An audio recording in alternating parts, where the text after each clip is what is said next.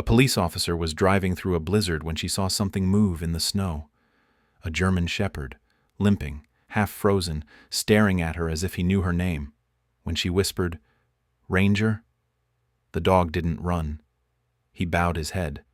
But Ranger had died 3 years ago, during the explosion that took her whole K9 unit. Now, in this silent storm, the partner she'd buried had returned, leading her toward a cabin where a missing woman and child were trapped, and where a truth long buried would melt her heart before the snow ever did. What happened next will break your heart, and then heal it again. Before we start, tell me where you're watching from. Drop your country in the comments below. Let's see how far this story of courage and second chances can travel. The blizzard rolled over Ash Hollow, Montana, like a living thing, a white curtain of fury swallowing the pine ridges and the winding road that cut through them. Snow fell so thick that headlights were nothing more than ghostly orbs floating in the dark. The wind howled low and relentless, sweeping through the valley with a voice like grief itself. Sergeant Claire Donovan tightened her grip on the steering wheel of her police SUV as the tires hissed over the frozen asphalt. She was 35, tall, athletic, her face strong and quietly beautiful, with sharp cheekbones and eyes the color of storm clouds. Her brown hair, usually tied in a no-nonsense bun, had loosened under the long shift. She had served 10 years in the Ash Hollow Sheriff's Department, earning respect for her precision and nerve. Yet tonight, that composure was cracking under the weight of silence. A scar cut faintly across her left eyebrow, a reminder of the explosion 3 winters ago that took her K9 partner, Ranger, and nearly her own life. Since then, she had worked alone. Her colleagues said she'd changed, quieter, colder, but more relentless. Claire called it survival. She reached the top of Ridgeway Pass, where the road curved dangerously above the frozen creek. The radio crackled with static before the dispatcher's voice came through. "Unit 14, storm's worsening. Turn back if you're above Hollow Road. Visibility's near 0. Claire clicked the mic. "Copy that, dispatch. I'll do one more check on the North Trail and head in." She released the button but didn't turn back. The thought of going home, to the small cabin filled with silence and half-packed boxes, was worse than the storm. Outside, the world was a blur of white. Then something darted across the beam of her headlights, a flicker of movement against the snow. Claire's foot hit the brake. The SUV fishtailed before settling. Through the windshield she saw it, a German shepherd, half hidden in the storm, its coat a mix of sable and black, glistening with ice. It stood motionless in the middle of the road, chest heaving, breath visible in the frigid air. Its posture was wrong, not wild, not lost. It was waiting. Claire stepped out, wind slapping her face like shards of glass. "Hey, boy," she called over the howl. "It's okay. Come here." The dog's ears twitched. One was slightly folded, and her heart skipped. That small imperfection, that familiar slope of the ear. Her breath caught in her throat. "Ranger?" The name slipped out before she could stop it. The dog didn't move, but he didn't run either. He only looked at her, amber eyes burning through the snow like 2 tiny suns, eyes she had seen in her nightmares and in her dreams. She took a slow step forward. "It can't be you." The dog lowered his head, almost like a bow. Then, as suddenly as he'd appeared, he turned and limped off the road into the dark tree line. "Wait!" Claire shouted, her voice whipped away by the wind. She ran a few steps, but the snow came up to her knees, and the cold bit deep. When she reached the spot where he'd stood, there was nothing left but paw prints leading into the forest. The tracks were steady at first, then staggered, signs of exhaustion, of pain. Claire knelt, tracing one print with her gloved hand. The right hind paw dragged slightly, leaving a faint groove, exactly like Ranger's after his last deployment in Afghanistan. It was impossible. Ranger had died in the explosion at the training facility. She'd seen the flames consume him. She'd buried his collar herself. But what if she hadn't buried everything? She stood there for a long moment, snow swirling around her, the cold seeping into her bones until the radio crackled again. breaking the trance. Unit 14, report. You're still out there? Claire climbed back into her SUV. Her pulse hammered, but her voice came out steady. 10-4, I'm heading back now. As she turned the vehicle around, her headlights swept across something glinting near the roadside, a piece of metal half buried in the snow. She stopped and stepped out again, brushing away the frost. It was a police-issued K9 collar, rusted, scratched, but the nameplate was still legible. Ranger, Ash Hollow Unit, K9. Her vision blurred for a second. She clenched the collar in her fist, whispering into the storm, "If you're out there, boy, I'll find you." Meanwhile, several miles away, Megan Carter stood on the porch of her animal rescue barn, squinting into the blizzard. She was 32, with sun-faded auburn hair pulled into a messy braid and the weary grace of someone who'd spent more time with animals than people. Her late husband, a park ranger, had died last winter in an avalanche, leaving her to run Ash Hollow Rescue alone. She hugged her coat tighter as a faint barking echoed from the woods. Beside her, a small puppy, Pip, wagged his tail, barking back as if in conversation. "Not tonight, Pip," she murmured. "No one should be out there tonight." But the puppy's ears perked, eyes fixed on the dark. Megan felt a twinge of unease. The sound wasn't a wild coyote's cry. It was deeper, fuller, almost human in its grief. Inside, her daughter Lila, a curious 9-year-old with a tangle of brown curls and paint-stained fingers, was drawing at the kitchen table. She was sensitive, the kind of child who whispered to animals and believed every creature had a secret name. "Mom," she called softly, "do you think the big dog will come back tonight?"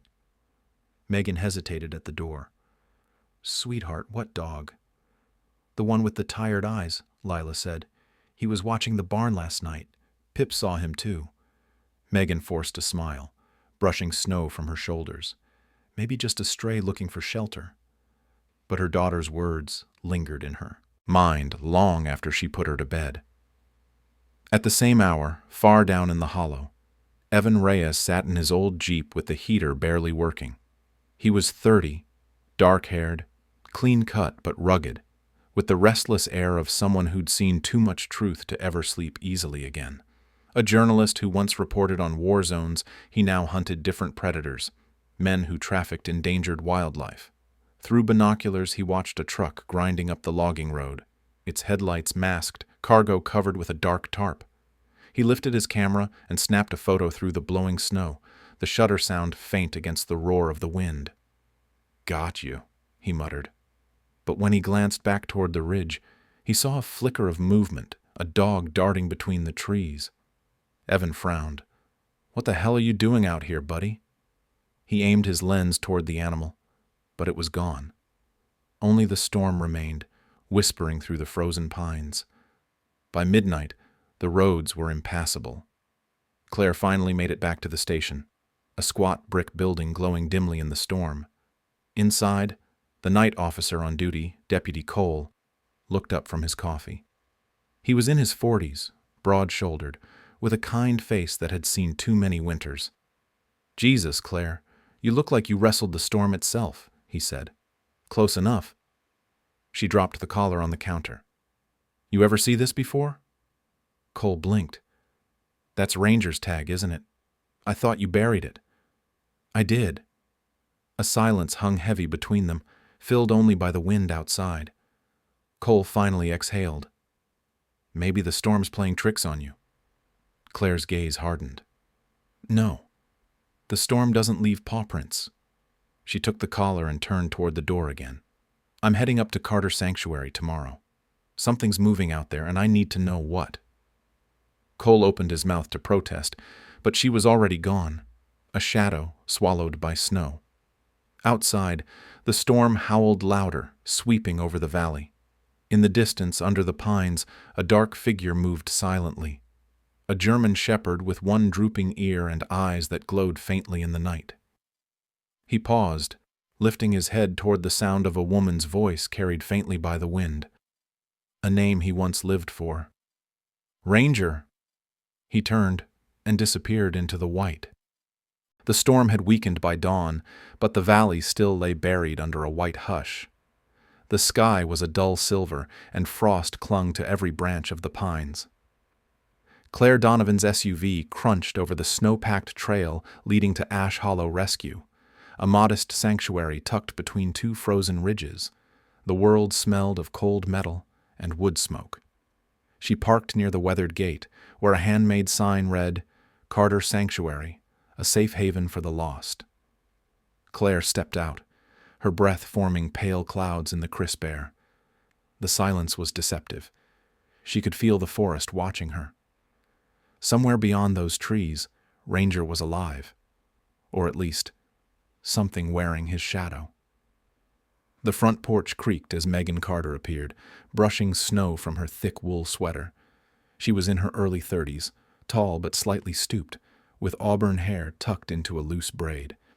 Her eyes were tired yet kind, hazel flecked with green, and her hands were rough from labor and winter wind. She had the strength of someone who had learned to live with loss, not conquer it. When she smiled, it was faint and cautious, the way one smiles after too many goodbyes. "Morning," Megan said, her voice soft but steady. "You're braver than most to drive out here after that storm."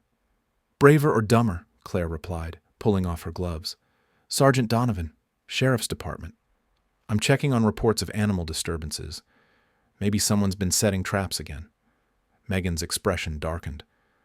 "We've found a few near the creek, iron jaws, illegal snares. I've been cutting them loose when I can." Claire nodded, jotting that down. "Any sightings of large dogs lately?" "Funny you ask." Megan glanced toward the barn. "My daughter's been talking about one. Says a big shepherd's been watching the place. I figured it was just her imagination, or maybe one of the strays that come through when the weather turns." Claire's pulse quickened. "Mind if I take a look around? Be my guest."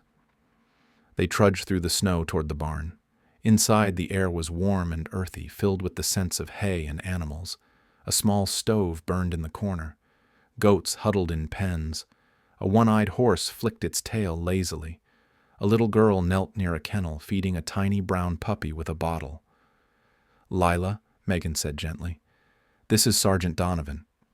The girl turned. She was about 9, with tangled curls and a face that was somehow both shy and radiant. Her eyes, large and green like her mother's, lit with curiosity. "Hi," she said. "Are you here because of the big dog?" Claire knelt, lowering herself to the child's level. "Maybe. You've seen him?" Lila nodded eagerly. "He comes at night. He never barks, just watches from the trees. His ear droops like this," she demonstrated, pressing one hand to her head. Claire's chest tightened. "Has he hurt anything?" "No. He's nice. I think he's lonely." The girl's voice softened. "Pip likes him." The puppy, Pip, wagged his tail, a bundle of clumsy joy. He was small, maybe 3 months old, with soft golden fur and one white paw. His eyes were bright and trusting. He licked Claire's hand without hesitation. Megan smiled faintly. "Found him by the fence a few weeks ago. Someone dumped him. Lila's been mothering him since." Claire rubbed the puppy's head, but her attention drifted to the window, where the trees swayed in the wind. "Mind if I set up a trail cam by the woods?" "Go ahead. You might catch the ghost she keeps talking about." Outside, Claire placed the camera near the tree line, her boots sinking deep into the snow. She noticed paw prints there, larger than any strays, deep and deliberate. The spacing was wide, the stride purposeful. Trained movement. She followed them for a few yards until they vanished into the thickets. Her hand brushed the collar in her pocket. Ranger. She'd trained him to track, to guard, to protect. And now he was guarding someone else. By mid-morning, the storm had settled into a fragile calm. At the diner back in town, Evan Reyes sat at a corner booth, his laptop open and camera beside him.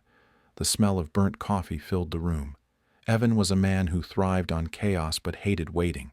Patience was his least developed virtue. He wore a navy jacket that had seen better days and kept tapping a pen against the table as if trying to beat a thought into existence.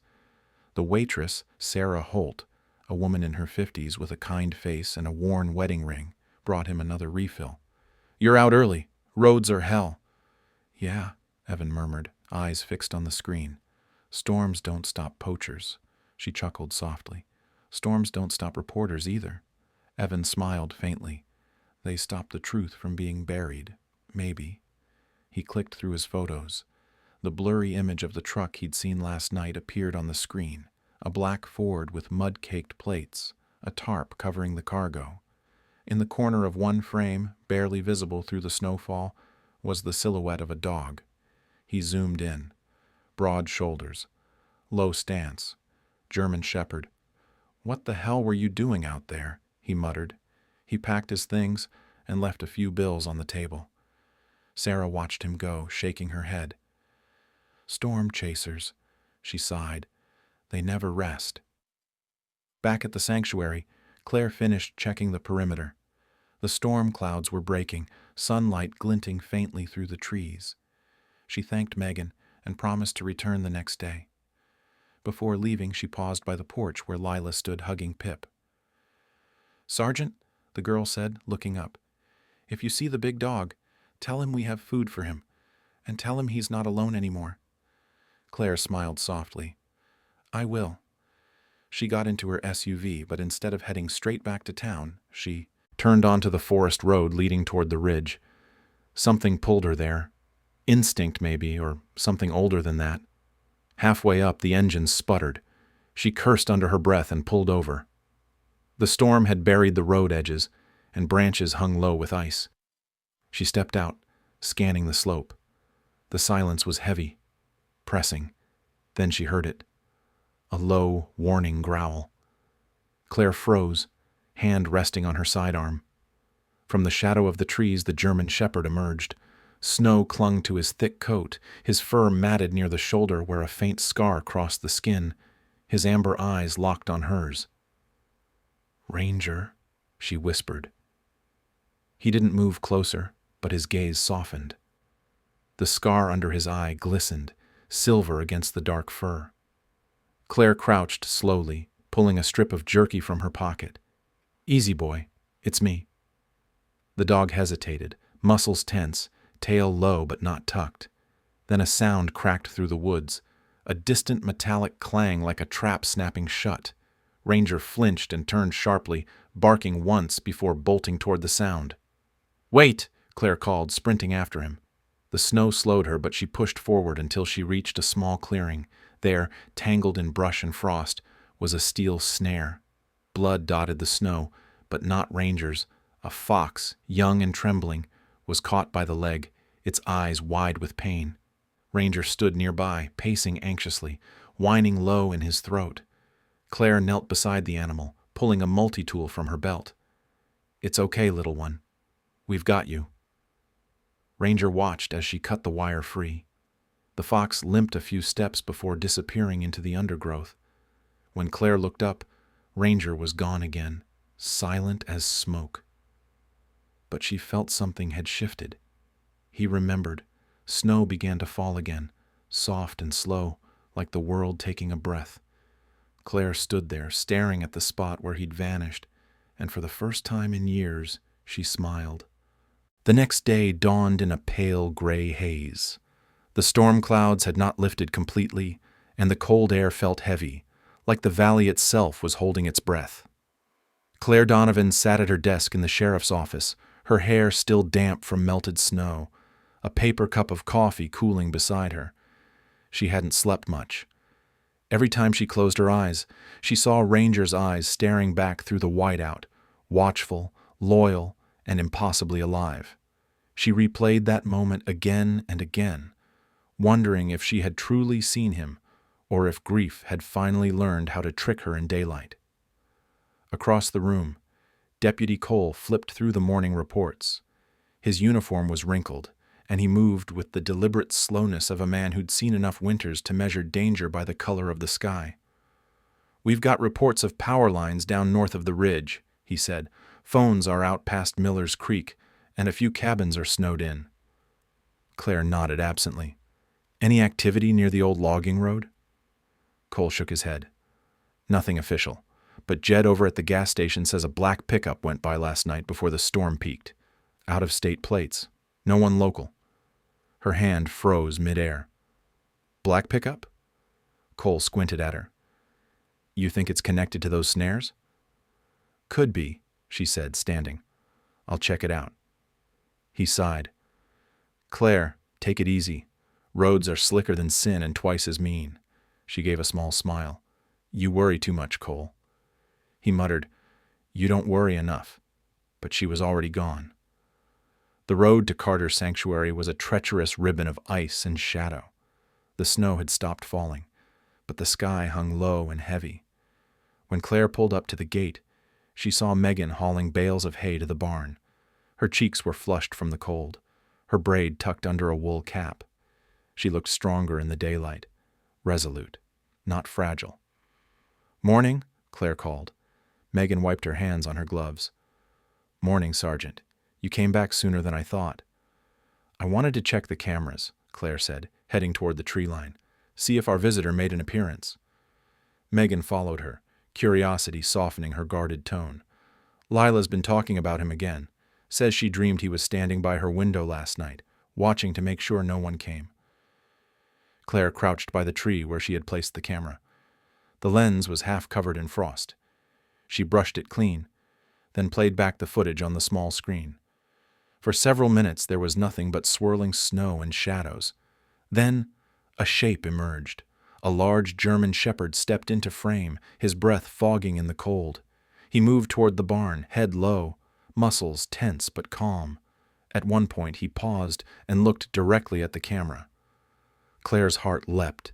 His amber eyes glowed faintly in the night vision. Ranger, she whispered. Megan crossed her, arms staring at the screen.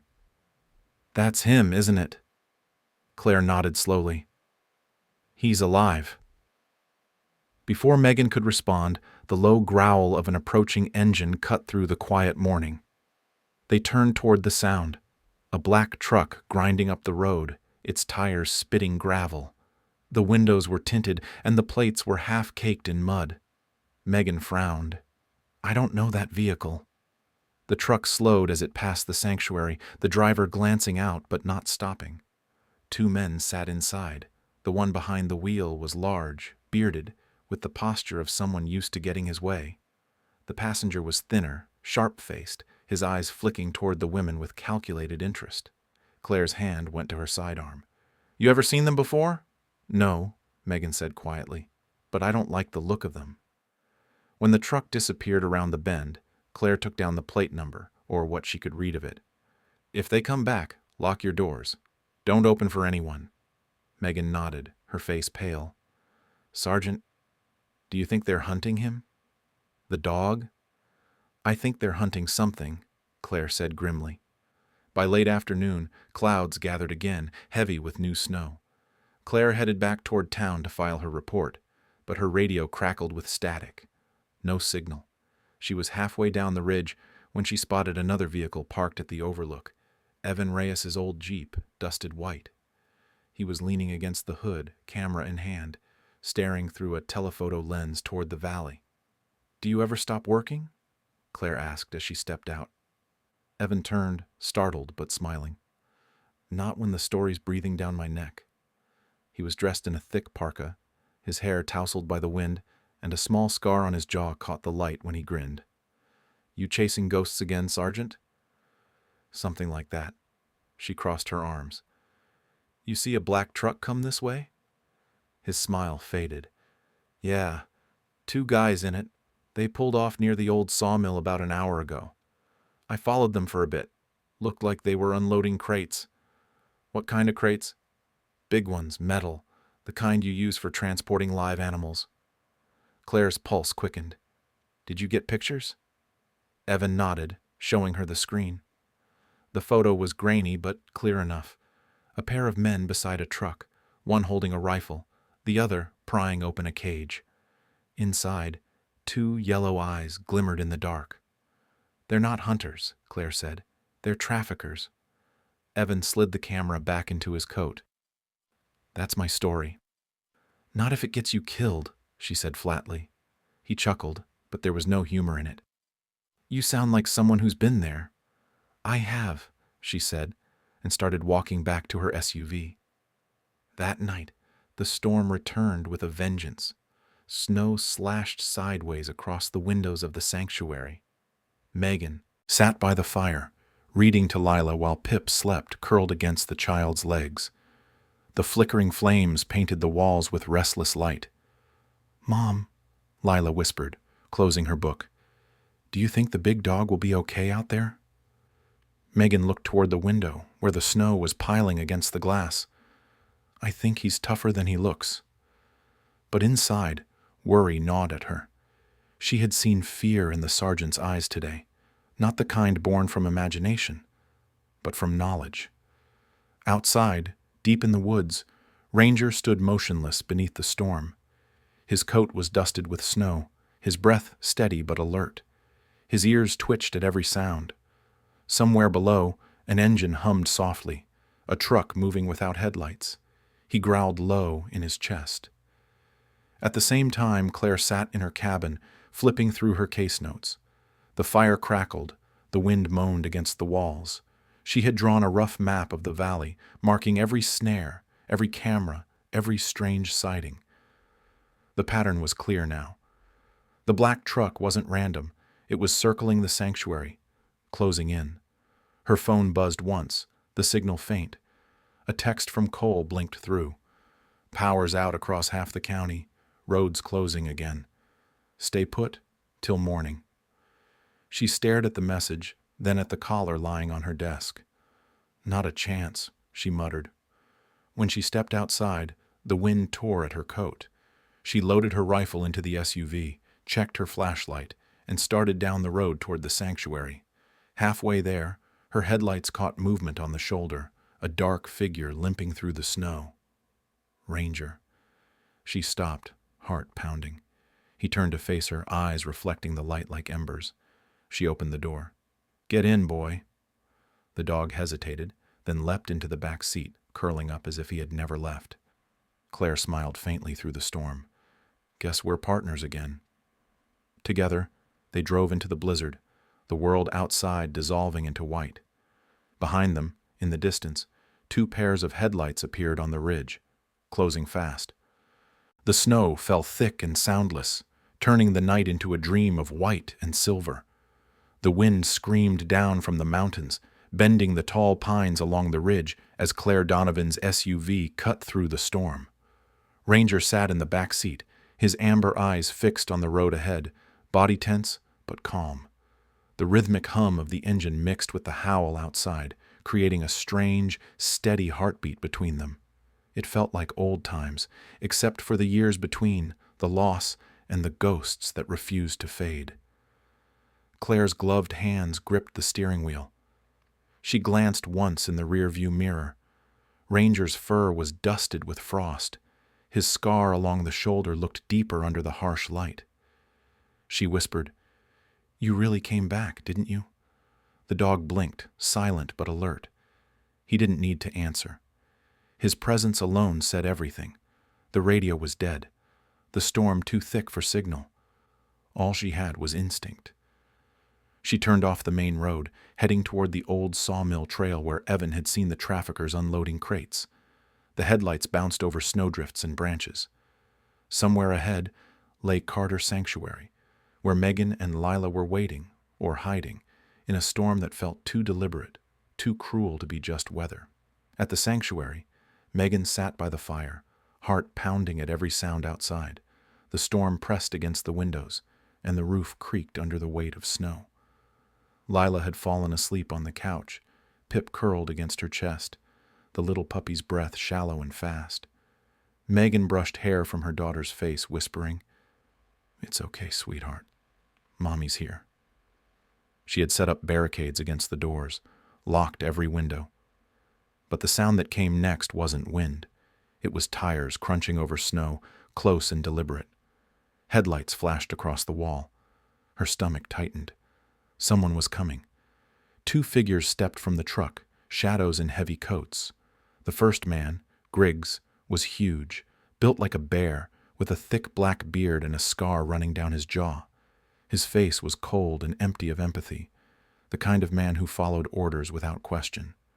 The second, Silas Ward, was thinner, clean-shaven, his pale face angular, and his eyes sharp like glass. He moved with the control of a man who calculated every breath. Years ago, he had been a licensed animal handler until a federal raid exposed his trafficking ring. He'd vanished afterward, but the wilderness gave him cover and a new business. "Stay quiet," Megan whispered, pulling Lila and Pip into the small storage room behind the kitchen. She shut the door softly, then grabbed the hunting rifle Mark, her late husband, had left. Her hands trembled, but her jaw tightened. "If you want to fight," she muttered, "you picked the wrong house." The front door shuddered as Griggs slammed his shoulder against it. The hinges screamed, the wood splintered, and the lock gave way. Snow poured in with the wind as Silas stepped inside, brushing off his coat with eerie calm. "Megan Carter," he said smoothly, scanning the room. "We just want to talk."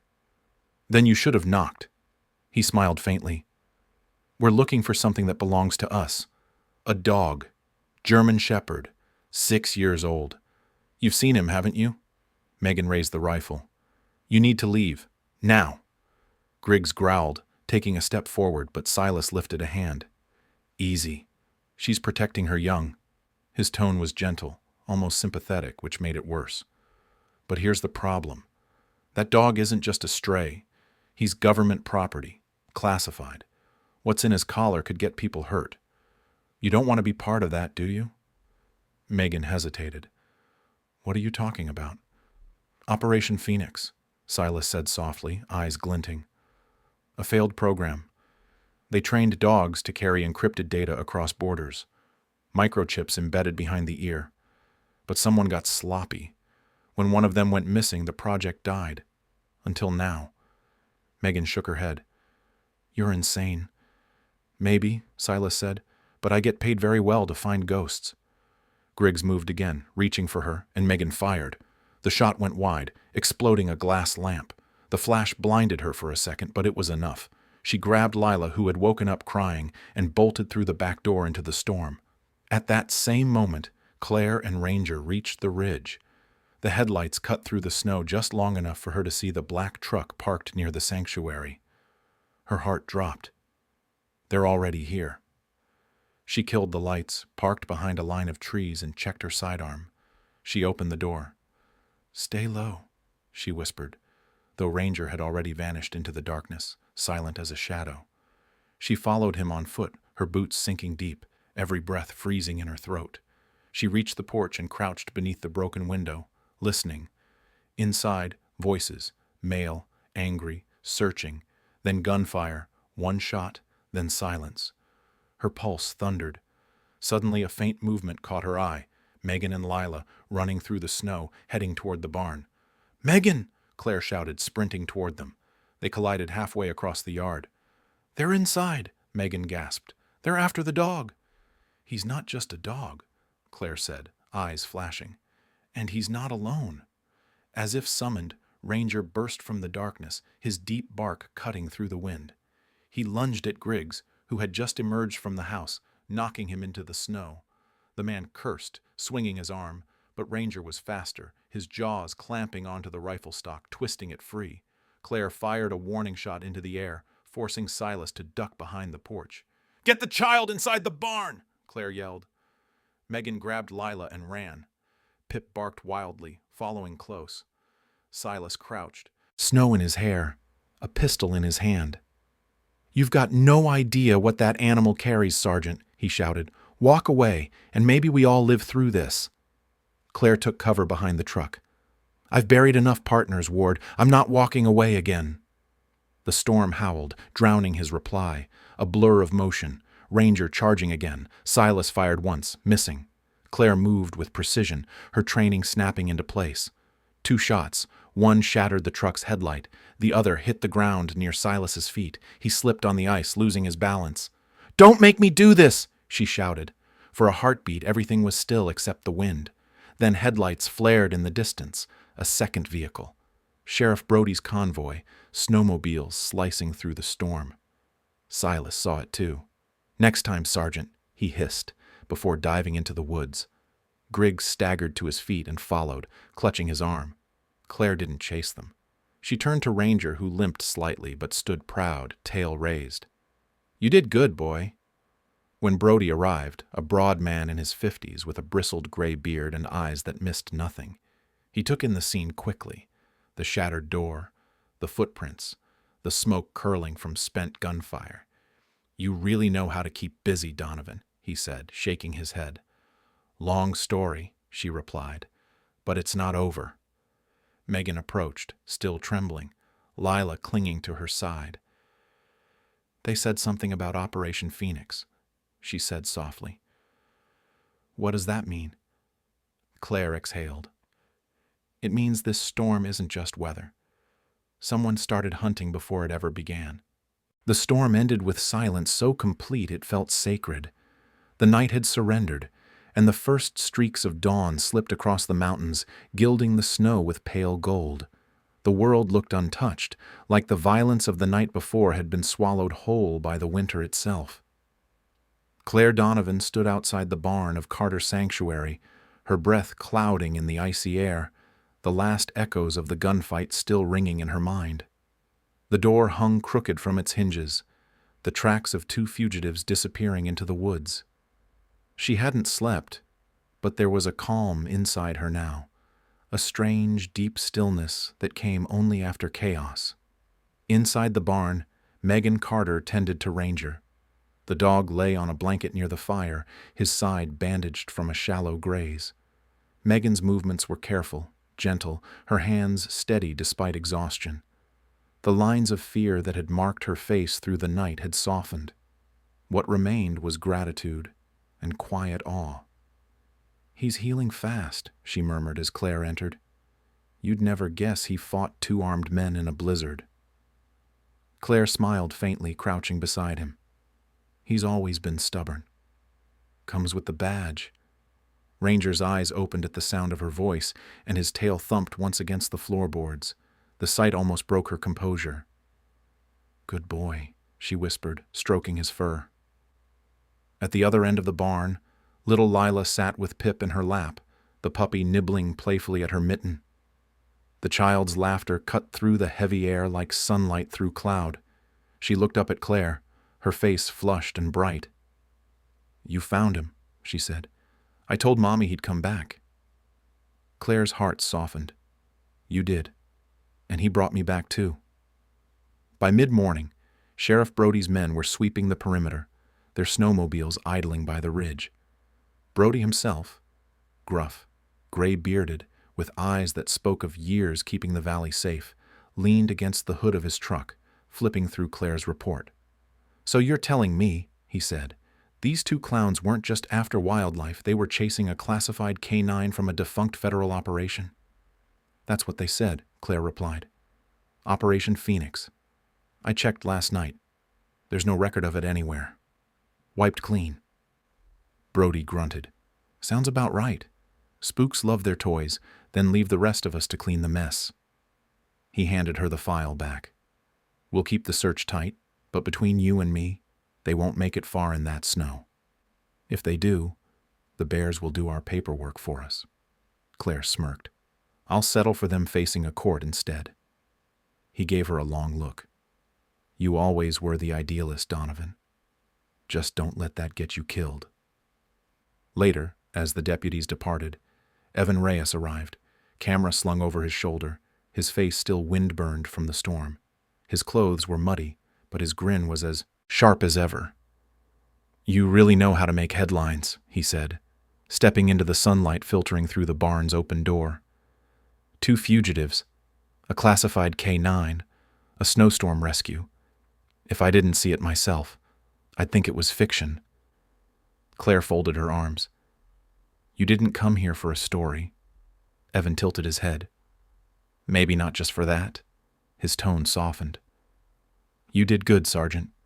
That kid and her mom, they owe you their lives." "I owe the dog," she said simply.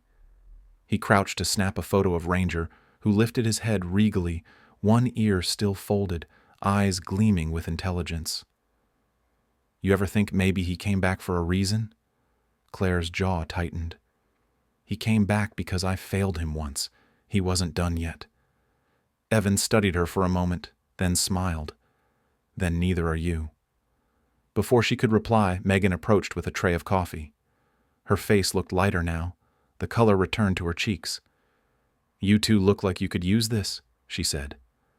Evan grinned. You have no idea. As they drank, the barn filled with the quiet warmth of wood smoke and thawing breath. For a few moments, it felt almost peaceful.